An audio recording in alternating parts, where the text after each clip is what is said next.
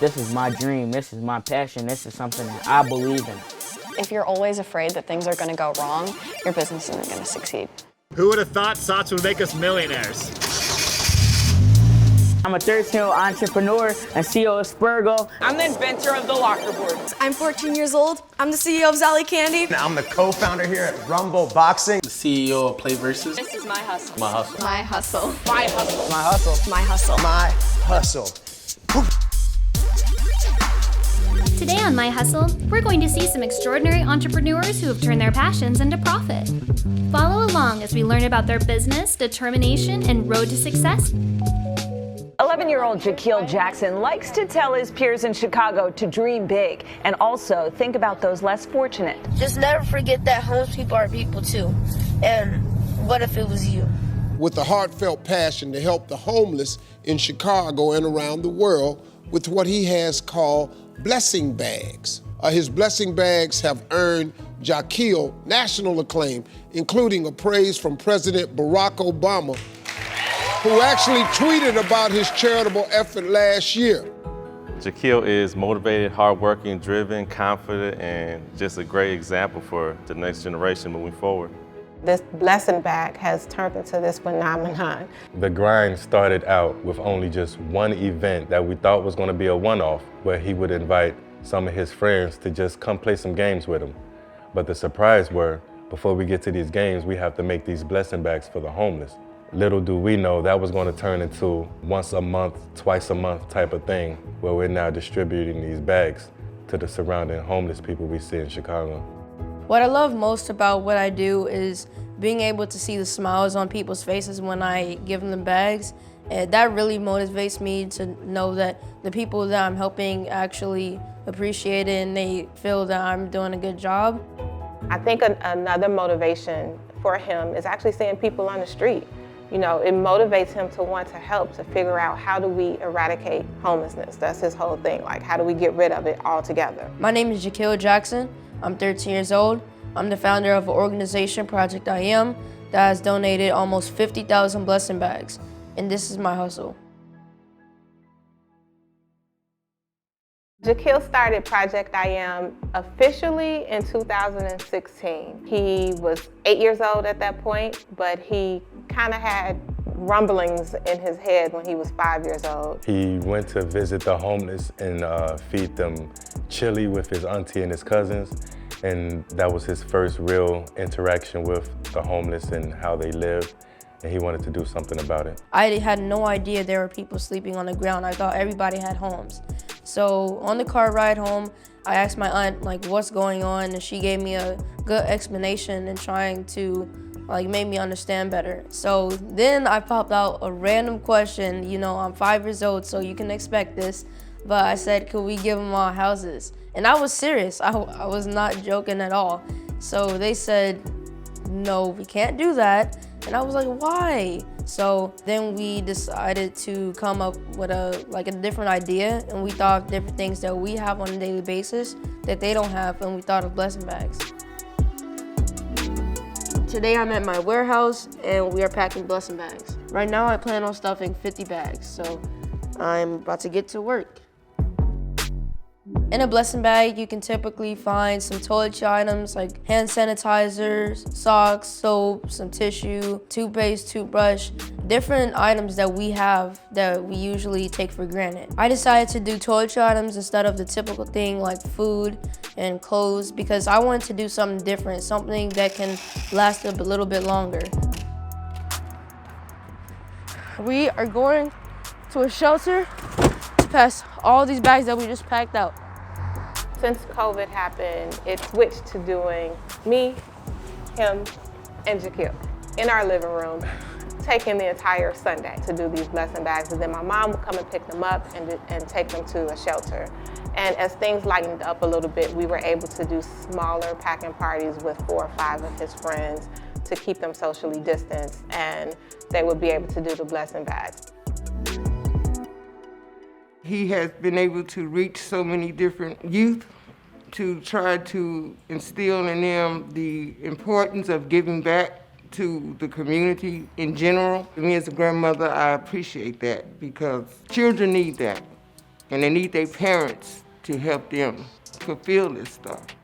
I'm more of a heavy lifter slash security slash I'm also in the creative department when dealing with creative ideas like merchandise or event planning. I am here to support Jaquil in every way imaginable. I help him with developing letters and emails, and I'm kind of more on the operations side. Kobe.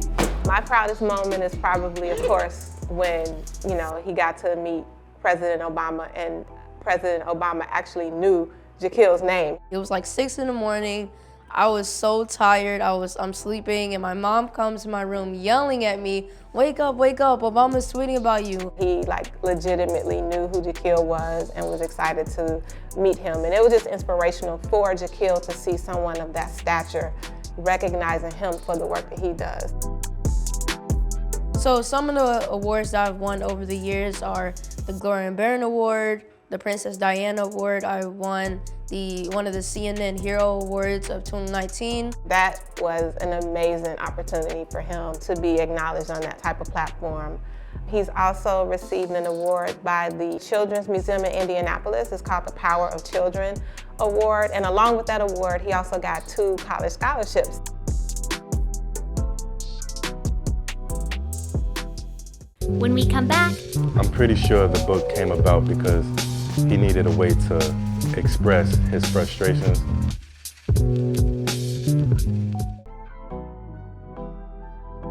Once quarantine happened, this allowed him the time to be able to actually sit back, take a break, breathe, reflect on things that was bothering him at school that we didn't even know was really affecting him as bad as it was, with the bullying and the teasing and the isolation and things like that. And he decided that he wanted to help other young people who may be going through that same situation, and to let them know that they're not alone and that he too experiences those types of things, and here's how he made it through. He came up with these daily affirmations, these wonderful things that he feels about himself that he wanted other young people to feel about themselves. I'm pretty sure the book came about because he needed a way to express his frustrations.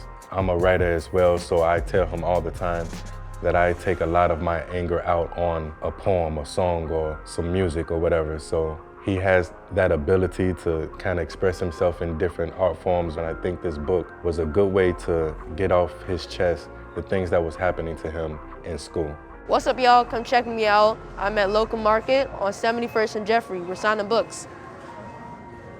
Yeah, so the book is basically about my story through like 6th and 7th grade with bullying and teasing. And my whole message is to try to encourage others who are going through that and telling them self-affirmations to help them get through that. Thank you so much, and congratulations. Thank you. This is so exciting. Listen, you are such an inspiration to our young people. Thank you. And I just want you to keep doing what you do. Thank you so much. K-E-I. Some of the challenges that I face are time management. That's a huge one, especially with school and having to balance that out. Although my parents do a great job of that. You got a busy schedule, and whether it's today, for instance, with a book signing, then running here to do this. So, when he could get in, I always tell his parents, hey, whenever you can make it, just let me know. We'll find a way to get him in. I do feel like I'm able to add some attributes from basketball court to my organization in terms of teamwork and being able to work with people, especially my parents. He's learning at an early age that work ethic that he uses on the basketball court, it has to be used in all areas in his life, because we're not just trying to have a great basketball player, we're just trying to have a great person. And he's seeing that, and he's working towards that each and every day.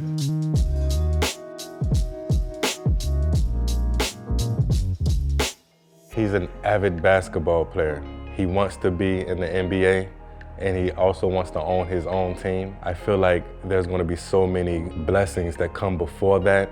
It's probably going to be out of his mind by the time high school is over, because he's going to be on a whole different path, probably to become the next Black president. What's next for Project I Am is tiny homes. That's a big thing for me with the organization. I've been trying to do that for like a year or 2 years now, Tiny homes are basically tiny houses for those in need and people who are living on the streets. We think that as he's getting older, he's kind of seeing like, okay, he's doing these blessing bags, but he really wants to make an impact. Like he doesn't want to do something that's going to help them just for a week. He wants to make it where they don't have a need to be on the street asking for money or staying in a shelter and, you know, different things like that. He really wants to be a part of the solution. So hopefully we can help keep him on that track. So one of my favorite quotes is "Don't wait to be great." That's the quote that I created. It means that us as young people do not have to wait until we're adults to become change agents or start our own business, because we can do it right now. What my hustle means to me is that the grind and having that work ethic and having all these different things that you do and being your best at all of them. It's great to know that my organization and my story is getting out to other young people. That's one of the main focus with the organization. It's not only to help homeless, that is a main focus, but another one is to inspire other young people to become philanthropists and own their own business. And being that I'm doing that, that can create a better world that we want to see. That's another way of doing that. After the break, Sour Strips, plain and simple, is sour candy that doesn't suck. When I started social media and being around people who were creating their own businesses, I was like, that's super inspiring. I want to do that. And you know, how can I find my own path? You know, there's no way that I can do that. I was like, how can I do that? What is going on, guys? I hope you enjoy this video. I just want to say that the new limited edition flavor of Sour Strips Watermelon is now live. Could I was telling you, is influencer marketing, because this might be the best flavor that we've ever come out with. Sour Strips, plain and simple, is sour candy that doesn't suck. And if you're someone who loves sour candy and you have been disappointed, you have been heartbroken your entire life when someone says extreme sour of a new product and you go and you try it and you're like, why did they lie to me? We would never do that. Come on, try it. Fall in love. Good morning, everyone. Welcome to a brand new YouTube video. It is 7:30 in the morning. I am an influencer, so I know how brands interact with influencers. I know how influencers want to be treated. I know what products are gonna work and what aren't gonna work in terms of people willing to share it. I knew how to market a brand to make it cool because I've seen other brands do stuff and I've seen what works, what doesn't work. I almost had like an advantage that I was able to take all of this knowledge and then just execute it. You know, him and I were packing like the boxes when it was Project X to now, you know, we're in large retailers, and that alone is just insane in this short amount of time that it happened. Just 6 months ago, we had maybe 100 H-E-B stores. Now we're in every H-E-B store in the state of Texas. We're in every Target in the country. Look at this! So the high for this business is just seeing so many people enjoying something that I thought up one random night, and now again, you have just families being like, yeah, we all love eating sour chips as dessert. It's super cool, and seeing the interaction and seeing that sense of inclusion of a brand. My name is Max Tuning. I am the owner of Sour Strips, and this is my hustle. So as you guys know, I am a content creator and a businessman, but you know, you gotta dabble in a little bit of both. So when I'm not doing spreadsheets or forecasting inventory or editing up videos, because I produce about 2 a week, and for the most part, I edit all of my content, been doing it for 7 years. What is going on, guys? Back with a commentary here, doing a maximum effort lower deadlift variation, and this variation is gonna be the deficit deadlift. My entire YouTube career started strictly around fitness. I used to just upload videos of me doing bicep curls in the gym and doing little voiceovers. And then slowly but surely, I was like, hey, I don't want to just only film one thing that I do in my life forever. And I started incorporating a little bit more of my day-to-day, a little bit more of my personality, a little bit more of my talking. Damn, girl, you're fine. Do you want to be mine? Oh, you don't have the time? Well, that's okay. I respect your decision, and I hope you have a great day. We have a camera set up for when I try to stream, be the worst Fortnite player of all time. We have the vlog camera.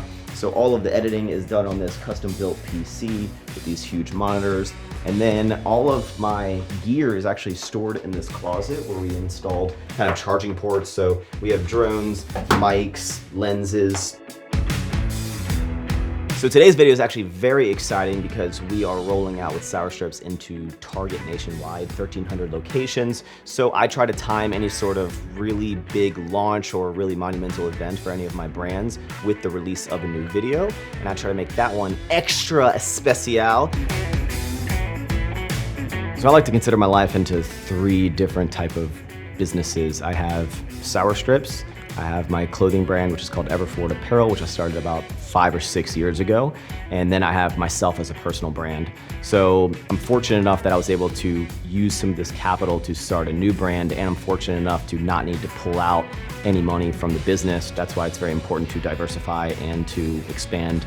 Not everyone can start multiple businesses, but if you only have one stream of revenue, you need to understand that cash is king on a lot of these, and you need to take every dime possible and put it back in the business. I am excited to announce actual candy in our first product, which is Sour Strips, which is gonna be the best sour candy you have ever had in your entire life. When we come back, I knew on the first release, the first launch, I said that this has to sell out. So I've been a diehard candy fan my entire life. Ever since I was about 10 years old, I've probably gone up and down every single gas station aisle, every single convenience store aisle, and I felt like there was something missing in the market with a social media powered candy brand. It was really when I thought of the name was when I thought that it could continue to take off, especially such a simple name of Sour Strips, and the domain wasn't taken, the Instagram wasn't taken, which was wild. I knew on the first release, the first launch, I said that this has to sell out in the first day or first week or something, or it's not gonna work. It has to be this monumental explosion out of the gate, or I don't think it's gonna have the traction enough to be a longevity. We had about 21,000 units to launch, and we sold out in an hour. And a month later, I restocked another 21,000 units. Buying candy online is not ideal, to be honest. It's not something that had been done, but I told myself that I needed to do this unconventional way of pushing a candy brand online so I could be able to build the capital and build the presence of the brand to get it into the store next to you. And over the course of the past year or so, I've been able to do that. So we launched the brand with our 3 core flavors, rainbow, strawberry, and blue raspberry, which are our best sellers. Rainbow being the #1 seller. Then we introduced mango, then we introduced green apple, then came pink lemonade, then cotton candy, then wild cherry. We do a lot of these limited edition flavors, which again, doesn't make sense in the world we live in of like limited edition candy. We do it like the hottest sneakers drop and everyone's like, oh my God, I couldn't get it. That's what we're doing with candy, and people are losing their minds. And it's something that hasn't really been done before in the branding world of making a cool brand. And that's what I'm trying to do. And it also doesn't help that the product tastes really good. So now we're gonna head into the warehouse and I'm gonna show you where the magic happens. So this is 13,000 square feet of climate-controlled warehouse space, and this is where all the fulfillment happens with Sour Strips. We originally were doing this for the first year and a half of the brand out of a 1,000 square foot room and about 500 square feet of warehouse and storage space.